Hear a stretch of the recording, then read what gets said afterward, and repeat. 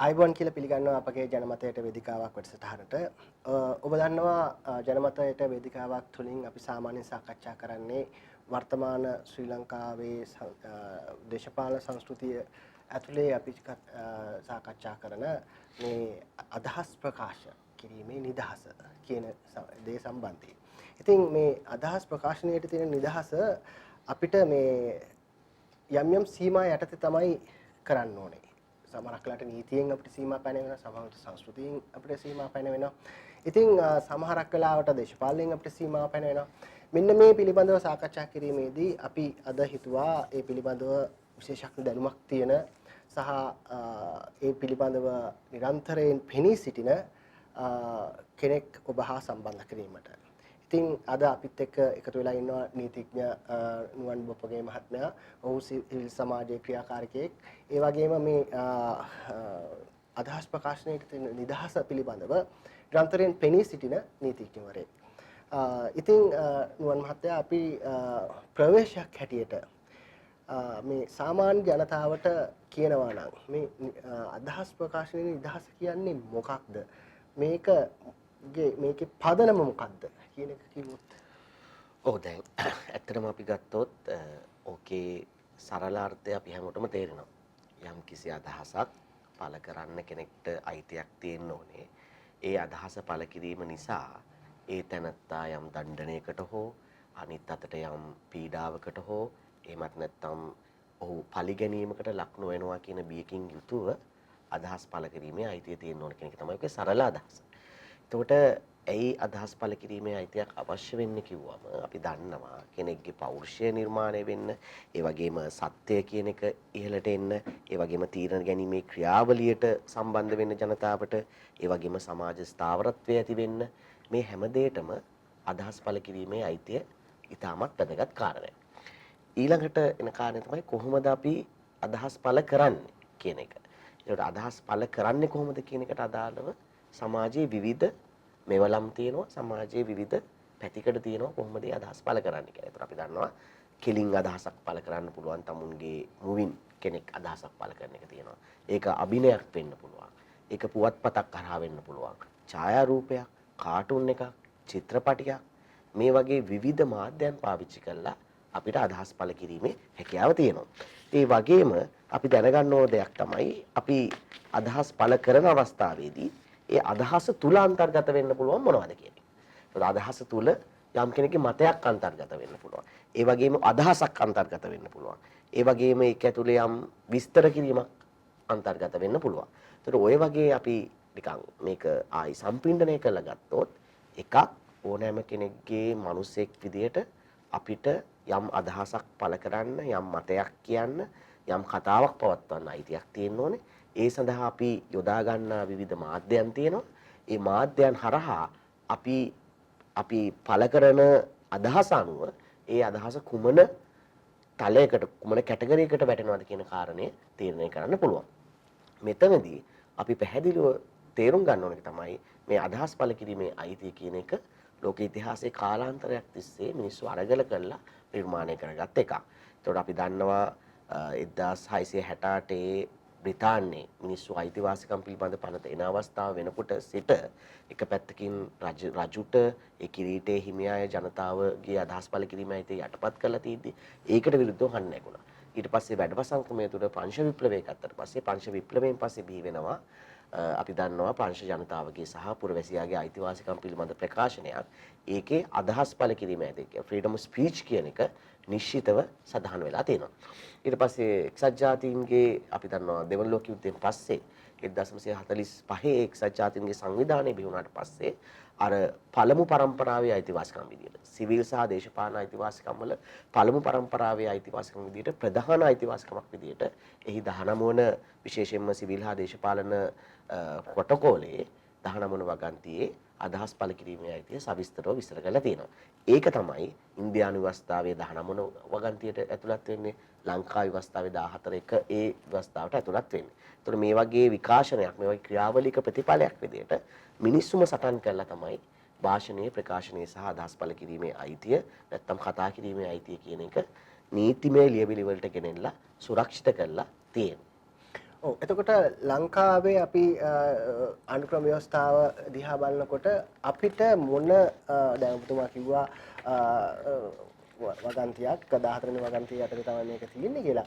නමුත් අපිට විශේෂයෙන් ගන්න පුළුවන් තව මොන වගේ තැන් වලින්ද අපේ නිදහස් අදහස් ප්‍රකාශ කිරීමේ නිදහසට තියෙන නීතිමය රැකවරණය ගන්න පුළුවන් තැන්. ඔව් එතකොට දැන් අපි අපේ ව්‍යවස්ථාව ගත්තොත් 14 එක ව්‍යවස්ථාවේ භාෂණයේ ප්‍රකාශනයේ සහ අදහස් පළ කිරීමේ අයිතිය අන්තර්ගත වෙලා තියෙනවා. ඒකට ප්‍රකාශනයේ අයිතියත් ඇතුළත්. එතකොට එතනදී දැන් මේක අදහස් පළ කිරීම කියන එක අතිශය පුළුල් වපසරයක පැතිරලා තියෙන දෙයක්. ඒතර කොහොමද ඒ අදහස් පළ කරන්නේ?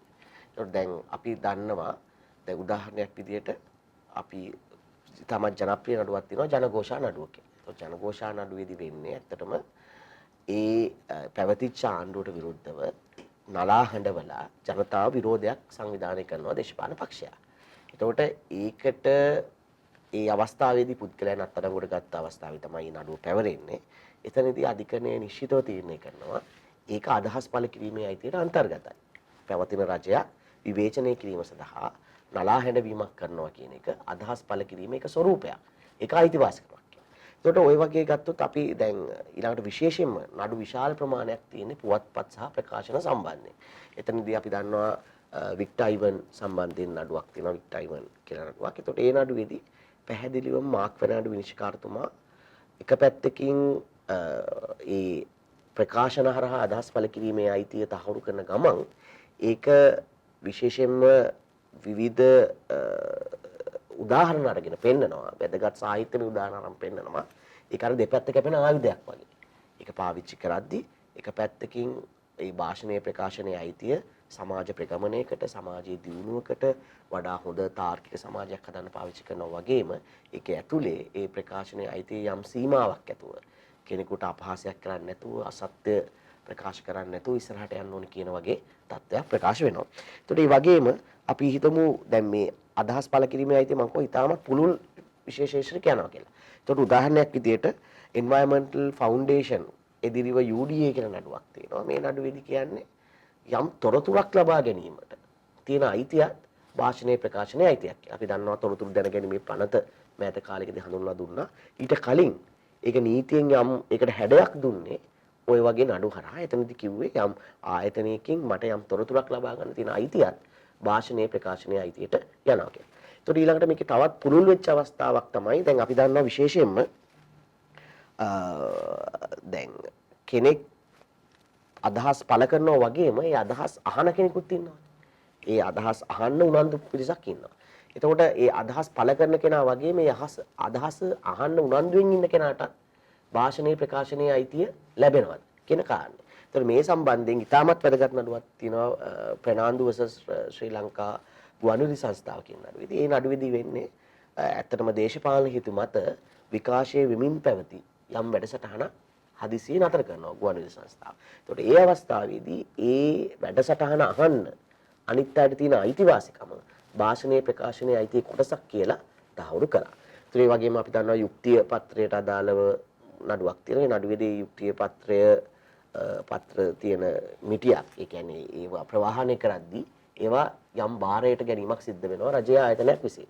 ඒකට ඒ අවස්ථාවේදී මේ පුවත්පත කියවන තැනැත්තන්ට සහ මේ පුවත්පත මුද්‍රණය කළා භාෂණ ප්‍රකාශනයේ අයිතිය තියෙන කෙනා වගේම ඒ කියවන තැනැත්තන්ටත් තියෙන අයිතියක් මේ 14 වෙනි ව්‍යවස්ථාවෙන් ආරක්ෂා කරලා තියෙන කාරණේ සඳහන් කරලා තියෙනවා. ඒ වගේම මේ සම්බන්ධයෙන් මම හිතන්නේ විශාල පුළුල් නඩු විශාල ප්‍රමාණයක්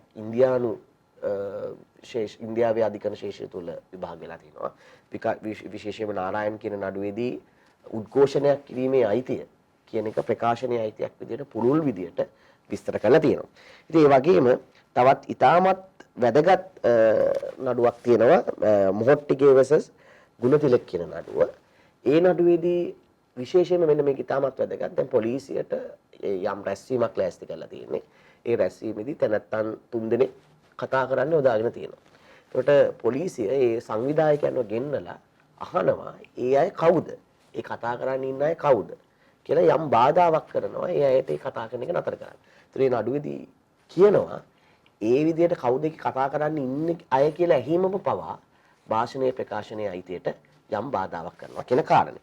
එතකොට දැන් ওই වගේ ගත්තොත් අපි විශේෂයෙන්ම මේ භාෂණීය ප්‍රකාශනයේ අයිතිය කියන එක ආණ්ඩුක්‍රම ව්‍යවස්ථාවේ 14 වගන්තියේ බොහොම සරලව දක්වා තිබුණා වුණත් ඒක පුළුල් ශේෂ්ත්‍රයක පැතිරී යන විදිහේ නිර්වචන ප්‍රමාණයක් අධිකරණය විසින් දේශීය වශයෙන් උත් විදේශීය වශයෙන් උත් දීලා තියෙනවා. ඒ හරහා මම හිතන්නේ භාෂණීය ප්‍රකාශනයේ අයිතිය තොරතුරු දැනී ගැනීමේ අයිතිය කියන එක අන්තිකට යන අතරම ඒ අයිතිය ඒ ප්‍රකාශය කරන කෙනා ඒ මොකක් හරි අදහසක් දක්වන කෙනාගේ සිට ඒ අදහස ශ්‍රවණය කරන්න කැමති කෙනා දක්වා ඒක පුළුල් කරපු තත්ත්වයක් අපි දකිනවා විශේෂයෙන්ම නඩු තීන්දුව හරහා.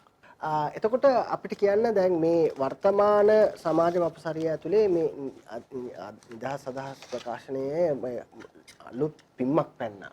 ඒ කියන්නේ අපි කියමු මේ නව අරගලය කියන මාතෘකාව මේ අදහස් ප්‍රකාශනයට අලුත් මායිම් ගෙනහලා පෙන්නවා. එක කලහකාරී නැති කලාකාරී මායිමක් තමයි ගොඩක් වෙලාවට පෙන්නුවේ. ඒ කියන්නේ කලාත්මක ඇසින් ඔබතුමා ඉස්සෙල්ලා කිව්වා වගේ. දැන් මේ අරගලයත් එක්ක මේ පැන නැගිලා තියෙන තත්වයන් බැලුවාම ඔබතුමාට හිතනවාද අපේ මේ ආණ්ඩුක්‍රම ව්‍යවස්ථාවේ තියෙන ප්‍රතිපාදන මදි මේ නිදහස් අදහස් ප්‍රකාශනයට තියෙන රැකවරණය ගන්න. එහෙම ඔබතුමා දැන් අලුත් ආණ්ඩුක්‍රම ව්‍යවස්ථාව පිළිබඳව කතා කරන කාලයක් මේක. ඒ ගැන මොකද ඔය ඇත්තටම දැන් අපි දන්නවා මේ භාෂණයේ ප්‍රකාශනයේ සහ අදහස් පළ කිරීමේ අයිතිය ව්‍යවස්ථාවේ තිබුණා වුණාට ඒ ව්‍යවස්ථාවෙම යම් සීමාවන් ටික යටත් කරලා තියෙනවා. අංක 1. එතකොට ව්‍යවස්ථා සීමාවන් විදියට විශේෂයෙන්ම ආගමික සහ ජාතික සහජීවනයේට බාධා වෙන දේවල් අදහස් ප්‍රකාශ කිරීමේ අයිතියට යම් සීමාවකට ලක් කරලා තියෙනවා. ඒ වගේම පාර්ලිමේන්තු වරප්‍රසාද යටතේ සීමාවට ලක් කරලා තියෙනවා. කියන්නේ පාර්ලිමේන්තුව ඇතුලේ කියන දෙයක් අභියෝගයට ලක් කරන්න බැරි තැනකට ගිහින් තියෙනවා. ඒ වගේම අපහාස නීතියට අදාළව යම් කෙනෙක්ට අපහාස කිරීම සම්බන්ධයෙන් වන්දි ලබා ගැනීම ක්‍රියාවලියේදී ඒකට නිදහස තියෙනවා. ඒ වගේම අධිකරණයට අපහාස කිරීම සම්බන්ධයෙන් අපි දන්නවා දැන් රංජන් රාමනායක නඩුව වගේ නඩුවකදී ඒකේ ඒ අධිකරණයට අපහාස කිරීමේ ඔහු අදහස් පළ කිරීම අධිකරණයට අපහාස කිරීමක් කියලා උට දඩුවම් දීම සිද්ධ කරා. ඒ වගේම අපි දන්නවා යම් වරදකට කෙනෙක්ව පොළඹවන ආකාරයේ අදහස් දැක්වීමක් කරන්න බෑ කියලා ආණ්ඩුක්‍රම ව්‍යවස්ථාවේ තියෙනවා. පසුකාලීනව 2007 ආපු විශේෂයෙන්ම ICCPR පනත යටතේ ඒක තවදුරටත් පුළුල් විදියට දක්වලා තියෙනවා. ඒතකොට මේ වගේ සීමා කිරීම ප්‍රමාණයක් ආණ්ඩුක්‍රම ව්‍යවස්ථාවෙම තියෙනවා.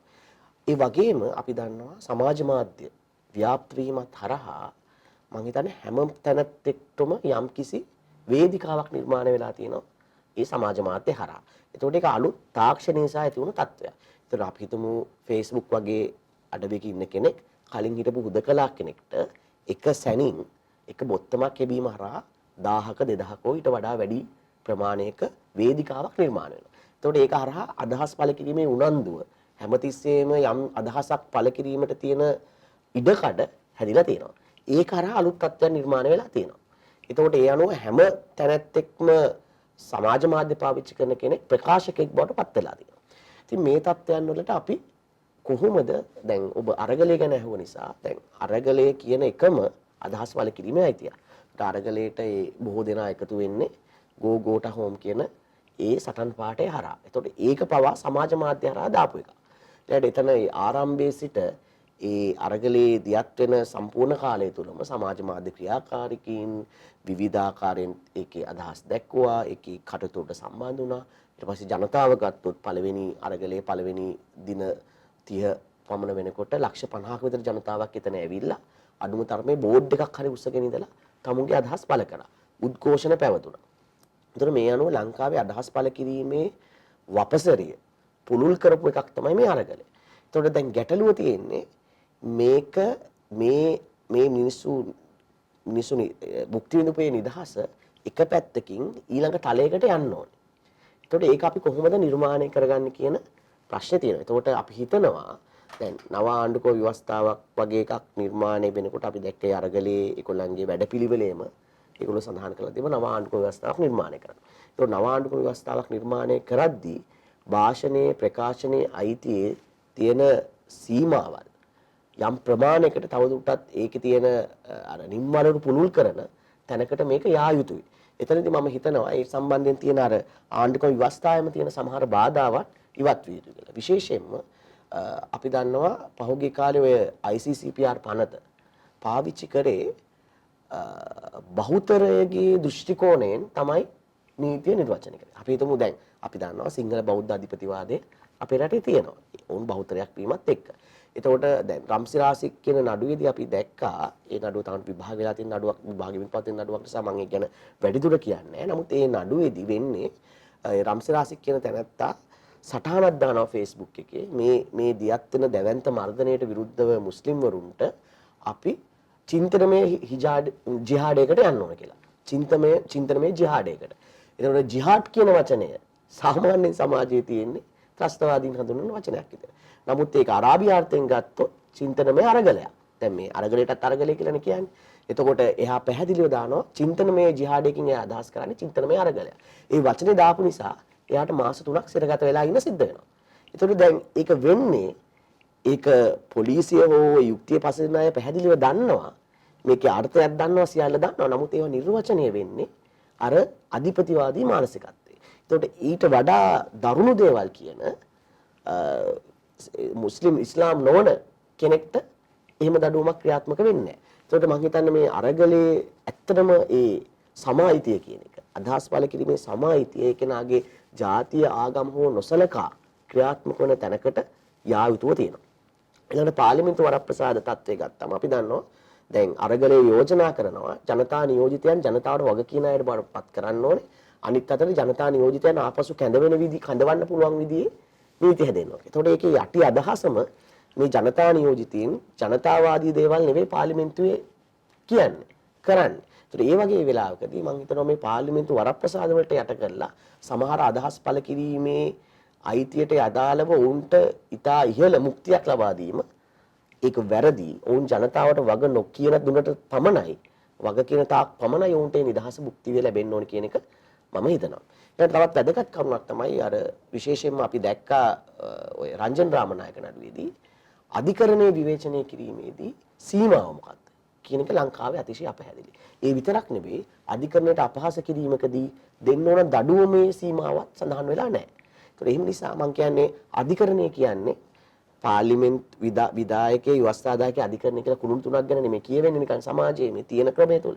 ඒතර එතනදී අධිකරණය කියන එකත් ජනතා ආයතනයක් වෙනවා. ඒතකොට අධිකරණයේ යම් වැරද්දක් වෙනවා නම් අධිකරණයේ යම් විවේචනය කරන්න දේවල් තියෙනවා නම් ඒ සාධනීය විවේචන කරන්න ජනතාවට අයිතිය තියෙනවා. ඒතකොට ඒ වෙලාවකදී ඒකේ සීමා මායිම් මොනවද කියන එක ලකුණු වෙලා නැහැ සහ දඩුවම් මොනවද කියන එක ලකුණු වෙලා නැහැ. ඒතකොට ඒ වගේ අවස්ථාවකදී පැහැදිලිවම මම හිතන්නේ ඒ සඳහා ආණ්ඩුක්‍රම ව්‍යවස්ථාව තුල හරි වෙනත් පනතක් සංශෝධනය කළා හරි අලුත් පනතක් ගෙනලා හරි ඒ සීමා මායිම් ටික ලකුණු කරන්න ඕනේ. ඒතකොට ඒ කියන්නේ සරලව මෙන්න මේ වගේ යම් ප්‍රතිසංස්කරණ ටිකක් නීති වලට අන්තර්ගත වෙන්න ඕනේ. මේ අදහස් පළ කිරීමේ අයිතිය තව පුළුල් කරන්න. ඒ වගේම අපි දන්නවා ජනමාධ්‍ය සම්බන්ධයෙන් විශේෂයෙන්ම ජනමාධ්‍ය වාරණයකට ඉඩ සැලසෙන අවස්ථා කීපයක් ආවා. අපි හිතමු එක අපි දැක්ක අරගලයේ ආරම්භයේම සමාජ මාධ්‍ය වාරණයක් කරනවා. එතකොට ඒක අතිශය අදහස් පළ කිරීමේ අයිතිය දරුණු ලෙස උල්ලංඝනය කරන එක. අවස්ථා කීපයකදී එක පැත්තකින් සමාජ මාධ්‍ය නවතා දැමීමක් සිද්ධ වුණා විදුලි සංදේශ නියාමන කොමිෂම හරහා. එතකොට අන්න ඒවට ඉඩ නොලැබෙන ආකාරයේ ක්‍රමයක් හැදෙන්න ඕනේ. ඊළඟට ජනමාධ්‍ය වලට අදාළව සමාජ මාධ්‍ය වලට අදාළව විනය හදන්න පුළුවන් වෙන්නේ ඒ සඳහා අර වෙනම පොලිසි නිර්මාණය කළා නෙවෙයි. ඒක එන්න ඕනේ විශේෂයෙන්ම ජනමාධ්‍යකරුවන්ගේ නිදහස නිර්මාණය වෙන්න ඕනේ ඒගොල්ලන්ගේ වෘත්තිමය ආචාර ධර්ම පැත්තෙන් ඒ ජනමාධ්‍ය වේදීන් අතර ඇති වෙන සම්මුතියක් කරා. සමාජ මාධ්‍යවලත් ඒක හැදෙන්න ඕනේ සමාජ මාධ්‍යවල ඇති වෙන සම්මුතියක් කරා. ඒකට ඒක නීති දාලා පොලිසි දාලා කරන්න පුළුවන් දෙයක් නෙවෙයි. ඒකට ඒ සම්බන්ධයෙන් මම හිතන්නේ කෝඩ් එකක්. ඒ කියන්නේ මොනවා හරි ජනමාධ්‍ය වේදීන් මැදිහත් වෙච්ච තමුන් සම්බන්ධයෙන් භාවිතාවන් තමුන් අතරම පාලනය වෙන ක්‍රමවේදකින් තමයි ඒක වෙනස් වෙන්න ඕනේ. එහෙම නැතුව ආණ්ඩුවක් ඒ වගේ අදහස් පළ කිරීමේකට මැදිහත් වීම කිසි විටක සමාජික ප්‍රගමනය අතින් සුදුසු නැහැ. රයිට්. බොහොම ස්තුතියි රූපගේ මහත්මයා අපිත් එක්ක මේ වටිනා අදහස් ටික ප්‍රකාශ කරන්න එකතු වුණාට. හිතවතුනි නිදහස් අදහස් ප්‍රකාශනය පිළිබඳව අපි සාකච්ඡා කරන මේ වැඩසටහන් මාලාවේ අද දිනේ ඔයගොල්ලන්ට හොඳ අදහසක් ලබා ගන්න පුළුවන් වෙන්නේ නැති අපේ මේ සාකච්ඡාව තුළින්. නැවතත් වැඩසටහනකින් හමු වෙනතුරු අයි.